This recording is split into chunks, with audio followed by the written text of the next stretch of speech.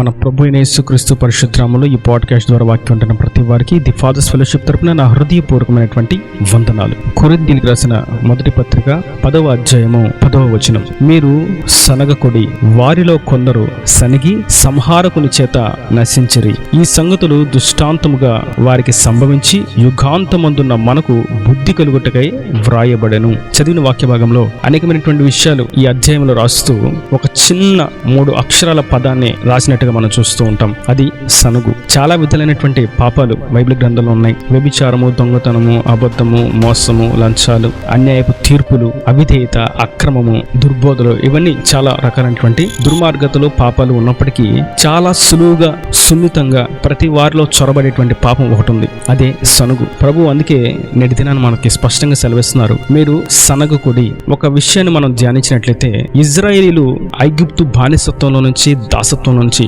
విడుదల పొందిన వారి ఎర్ర సముద్రం దాటి ముందుకు సాగిన తర్వాత వారు కానాను చేరేంత వరకు, కానానుకు యోర్దాను నది వరకు ప్రతి ఒక్క సన్నివేశంలో ప్రతి దినము వారు సనుగుతూనే ఉన్నారు. దేవుడు వారికి కావలసిన ఆహారాన్ని ఇస్తున్నప్పటికీ, వారి వస్త్రములు మాయకుండా, చిరిగిపోకుండా, ఆశీర్వాదకరంగా, ఆశ్చర్యకరంగా దీవెనలు దయచేస్తున్నప్పటికీ, వారి చెప్పులు వారు కూడా తెగిపోకుండా నెమ్మదిగా, సంతోషంగా, సమాధానంగా ముందుకు నడిపిస్తున్నప్పటికీ ఇంకా వారికి సనుగులు.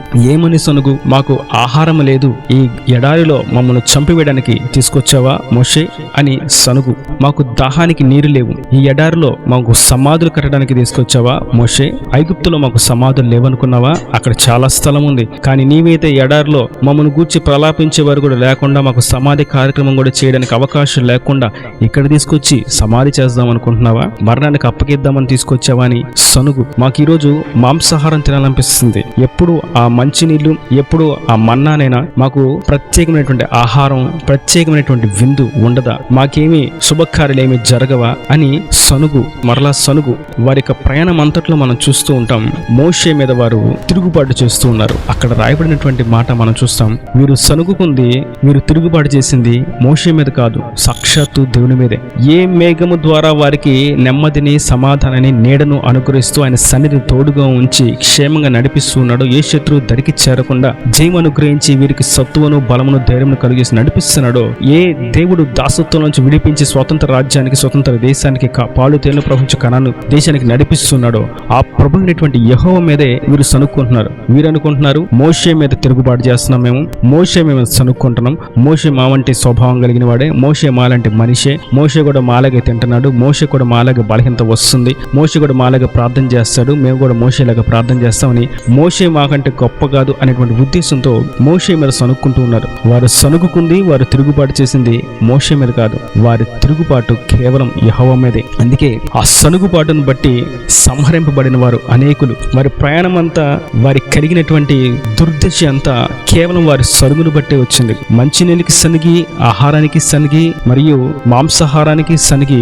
శత్రువులను బట్టి సనిగి, నీడను బట్టి సనిగి, వెనకాల వస్తున్నటువంటి ఫరోను బట్టి సనిగి, ఎదురొచ్చినటువంటి ఎర్ర సముద్రం బట్టి సనిగి, ప్రతి దానికి సనుగు, సంశయముల చేత వారి ప్రయాణం కొనసాగిస్తూ వారి ప్రయాణంలోనే క్షీణించిపోయారు. అందుకే వారు ఐగుప్తులో ప్రారంభించినప్పుడు ఉన్నటువంటి జనాభా కనాను దేశానికి అడుగుపెట్టేంత వరకు వారిలో ఒక్కరైనను మిగిలి ఉండలేదు, కాలేబు, యెహోషువలు తప్ప. మిగిలిన వారందరూ ఆ అరణ్యంలోనే క్షీణించిపోయారు. దాని అర్థం, ఈ సనుగు అనేటిది పరలోక రాజ్యానికి చేరుచే ఆ అడుగు జాడల్లో మార్గంలో వెళుతూ ఉండగానే మధ్యలోనే క్షీణింపచేస్తుంది. మేము ఇప్పుడు బాగానే ఉన్నాం, ఇప్పుడు బాగా ప్రార్థన చేస్తున్నాం అనుకున్న ఈ సనుగు ఎప్పుడైతే లోపల దాగి ఉంటుందో, ఆ సనుగు వారిని క్షణంలో క్షీణింపజేస్తుంది. అనుకోని విధంగా విపత్తును ఎదుర్కొనేలా చేస్తుంది, అనుకోని విధంగా తెగులు చేత పీడించబడేలాగా చేస్తుంది. కనుక సనుగు అనేది చాలా ప్రమాదకరమైనది. సంఘములో, కుటుంబంలో, సహవాసములో ఎక్కడ కూడా సనుగు అనేటువంటి మాట మనం వినకూడదు, అనేటువంటి మాట మనకు కనిపించకూడదు,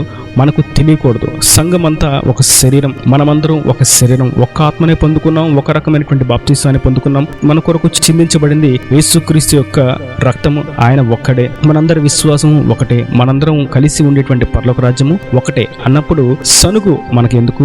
సనుగు క్షీణింపచేస్తుంది, సనుగు సంశయాన్ని తీసుకొస్తుంది, సంశయం అవిశ్వాసానికి దారితీస్తుంది, అవిశ్వాసం దేవుని రాజ్యానికి వారసులు కాకుండా చేసి వేస్తుంది, సాతాను గడి సహవాసానికి నరకానికి తిన్నగా తీసుకువెళ్తుంది ఈ సనుగు. కనుక సనుగు చేత సంహరింపబడుట, నశించిపోట అనేది చాలా విచారకరమైనటువంటి పరిస్థితి. ఈ విషయాలన్నీ ఎందుకు ఇంత కఠినమైనటువంటి మాట ఇక్కడ రాసి ఉంచారు అంటే మనకు దృష్టాంతం కొరకే. వారి క్రియలన్నీ మన కొరకే రాయబడి ఉన్నాయి. ఈ గ్రంథం అంతా, పరిశుద్ధ గ్రంథం ఎందుకు రాయబడి ఉన్నది అంటే ఆయన ప్రేమ చూపిస్తే ఎలా ఉంటుంది, ఆయన మీద తిరుగుబాటు చేస్తే ఎట్లా ఉంటుంది అనేటువంటి విషయాలన్నీ మనకి దృష్టాంతంగా, మనకి ఎగ్జాంపులరీగా మన కొరకు రాయించి ఉంచాడు పరిశుద్ధాత్ముడు. వాటిని చదువుకున్న మనం సనుగు అనేది మనకు ఉండకూడదు అన్న సంగతి మనం గుర్తించాలి. కొంతమంది వాక్యాన్ని చెప్తూ ఉంటే సేవకుల మీద సనుక్కుంటూ ఉంటారు. కొంతమంది తోటి విశ్వాసి వారికి కలిగినటువంటి సాక్ష్యాన్ని పంచుకుంటూ ఉంటే వారి మీద సనుక్కుంటూ ఉంటారు. కొంతమంది పాటలు పాడుతూ ఉంటే వారిని సనుక్కుంటూ ఉంటారు. కొంతమంది వాయిద్యాలు వాయిస్తూ ఉంటే వాయిద్యాలు వాయించే వారిని సనుక్కుంటూ ఉంటారు. కొంతమంది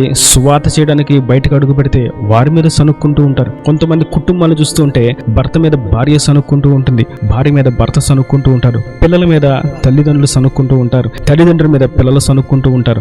ఈ సనుగు అనేది దేవుని రాజ్యానికి వారసులు కాకుండా దారిలోనే నిలిపివేస్తది అన్న సంగతి మనం గుర్తించిన వారమే.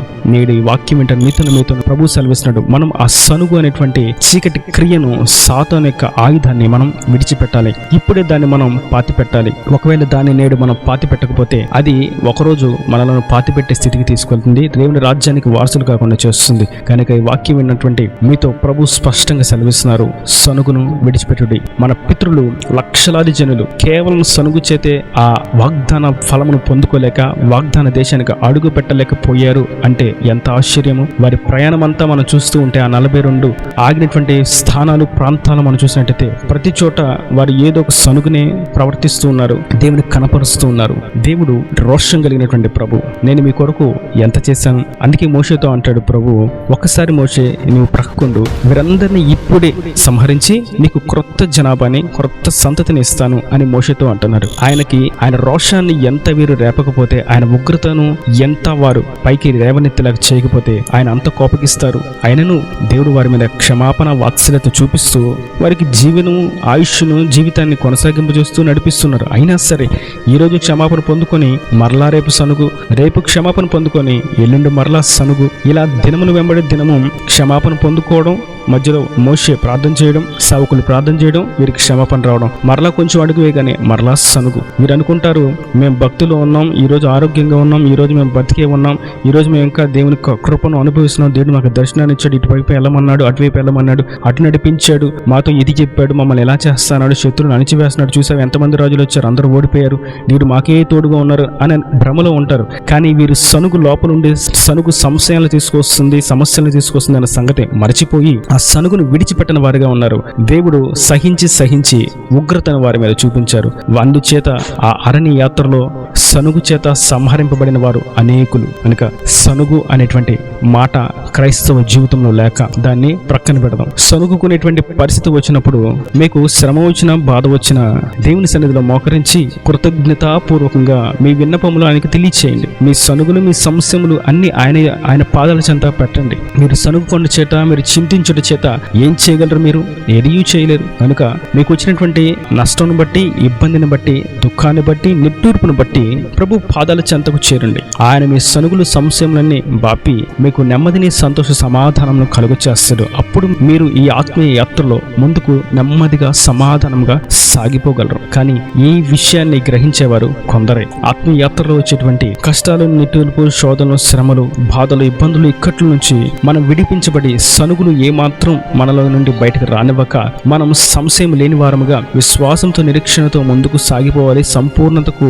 సాగిపోవాలి అనేటువంటి వారు కొద్దిమంది. వారు మాత్రమే సనుగులకు, గొడవలకు, విభేదాలకు అవకాశం ఇవ్వక వస్తున్నటువంటి సనుగులు, సంశయములన్నింటినీ వారిలో వారు దాచుకుంటూ దేవుని రాజ్య వ్యాప్తి కొరకు, పరలోక రాజ్యానికి వారసులొకటి కొరకు వారు సాగిపోతూ ఉంటారు. అట్లా సాగిపోయింది లక్షల మంది జనాభాలో కేవలం 2 మాత్రమే. ఎంత వ్యత్యాసము దాన్ని బట్టి మనకు అర్థమవుతుంది. భక్తిలోనే, యథార్థతలోనే, నీతిమత్వంలోనే, సంఘక్రమంలోనే, ఆత్మీయ యాత్రలోనే ముందుకు సాగిపోతున్నాం అని ఆలోచించేవారు, తలంచేవారు లక్షలాది మంది ఉంటారు. అయితే ఆ ఆత్మీయ యాత్రను ముగించి నిత్య రాజ్యానికి అడుగు పెట్టేవారు ఏళ్ల సంఖ్యలో లెక్క పెట్టేవారే అన్నటువంటి విషయం ఎంతో ఆశ్చర్యకరం. కనుక ఆ లెక్క పెట్టేటువంటి సంఖ్యలో ఆ రాజ్యానికి అడుగు పెట్టేటువంటి వారసత్వపు పట్టిలో మనము నిలిచి ఉండాలి అంటే సనుగులు సంశయములు మనలో లేక ముందుకు సాగిపోవాలి. సమాధానకర్త అయినటువంటి క్రీస్తును చూస్తూ ఈ విశ్వాస యాత్రలో ముందుకు సాగిపోతూ విశ్వాసాన్ని కొనసాగించేటువంటి ఆయనను మన ఎదుట పెట్టుకొని మాదిరికరమైనటువంటి జీవితాన్ని జీవిస్తూ క్రీస్తును ప్రతిబింబిస్తూ ఈ ఆత్మీయ యాత్రలో ముందుకు సాగుతూ నిత్య రాజ్యానికి వారసులము అవుతాముగాక. మరియు కొందరు లోక సంబంధంగా